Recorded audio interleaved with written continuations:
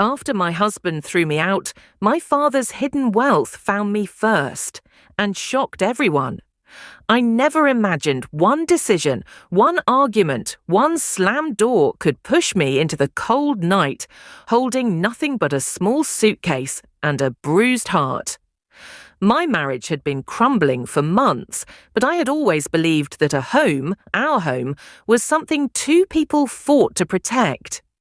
I never thought I'd be standing outside it, shivering, locked out, hearing the click of the deadbolt as the man who once vowed to love me forever walked away without looking back.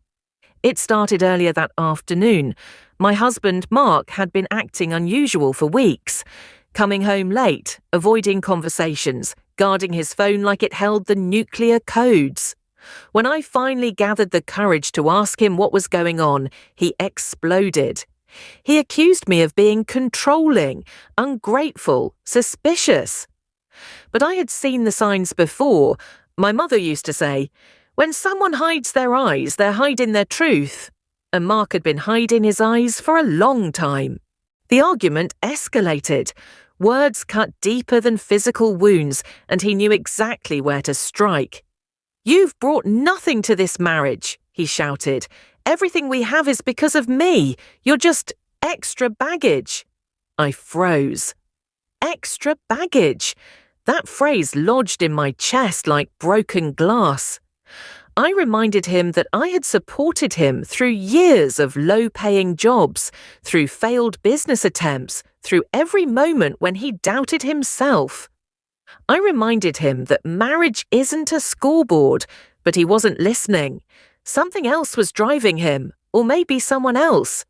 Then he said the sentence that ended everything. "Get out of my house, not ours, his." Before I could respond, he grabbed my arm, dragged me to the door, opened it, pushed me out, and threw my small suitcase after me. The door slammed, the lock clicked. Silence swallowed the house I had spent 8 years helping build. I stood there for a long time, unable to move, unable to breathe properly. The sun was setting, painting the sky in burning shades of orange and pink, ironically matching the burn inside my chest. My hands trembled as I picked up my suitcase. I had nowhere to go.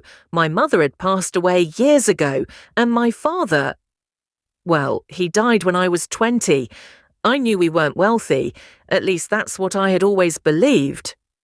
I walked to the bus stop, the cool wind brushing against my cheeks like warnings from the universe.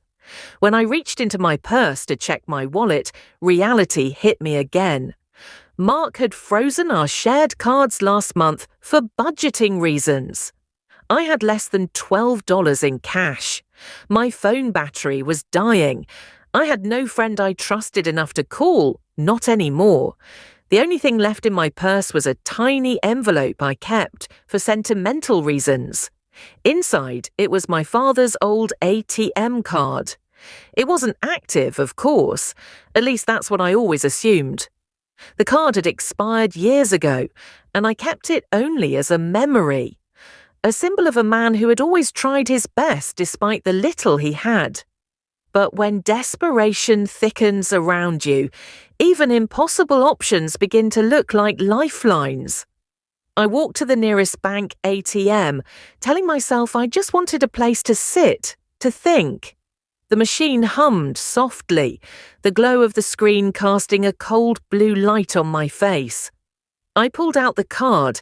It felt heavier than I remembered, like it held its own pulse. My hands were shaking as I inserted it into the machine, not expecting anything to happen except maybe an error message. Instead, the machine paused. Then a message blinked. Processing. My heart skipped. Then something even stranger happened. Enter PIN. I froze. The machine recognized the card. I stared at the keypad. My father had used the same PIN for everything. His birthday. My fingers hovered over the numbers, hesitating, as if pressing them would unlock not just a bank account, but some forgotten chapter of my life. I typed it in. Another pause. Then the screen changed again. Account balance inquiry. My breath caught in my throat. I pressed yes. The number appeared. At first I thought I misread it. I blinked. The machine wasn't malfunctioning. The screen wasn't glitching. The account balance was $6,487,920.17. $6 million. I stumbled backward, clutching the side of the machine as dizziness washed over me. My father, my gentle, quiet father who fixed cars for a living and wore the same brown boots for nearly a decade. My father had been a millionaire, and he never said a word. Before I could process the shock, the ATM screen flashed red. Please wait. Assistance required. The machine swallowed the card. Panic shot through me. Had I triggered some kind of alarm? Was the account frozen? Did someone think I was trying to access money that wasn't mine? I heard footsteps behind me. 2 uniformed bank security officers approached, their expressions serious. "Mom, we need you to come with us." My legs shook as they led me inside the bank. A tall manager with sharp glasses joined us, studying me carefully. "Miss," he prompted. "Rebecca," I whispered. "Rebecca Lane." The moment I said my last name, his entire demeanour changed. His eyes widened slightly. He straightened his suit.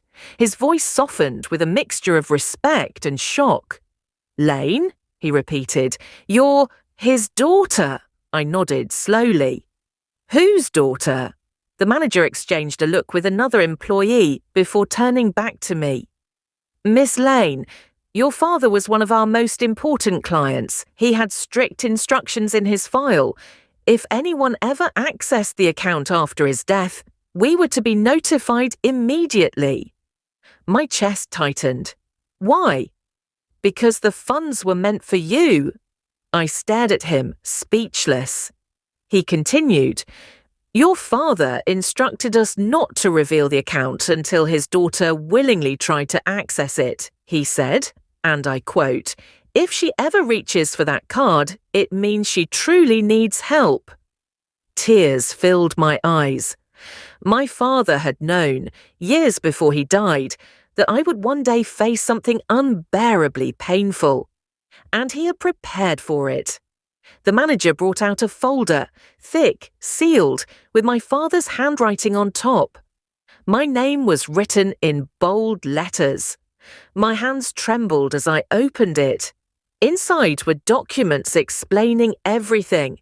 My father had invested quietly for decades. He bought shares in small tech companies early on, companies that later exploded into global giants. He never told anyone, not even my mother.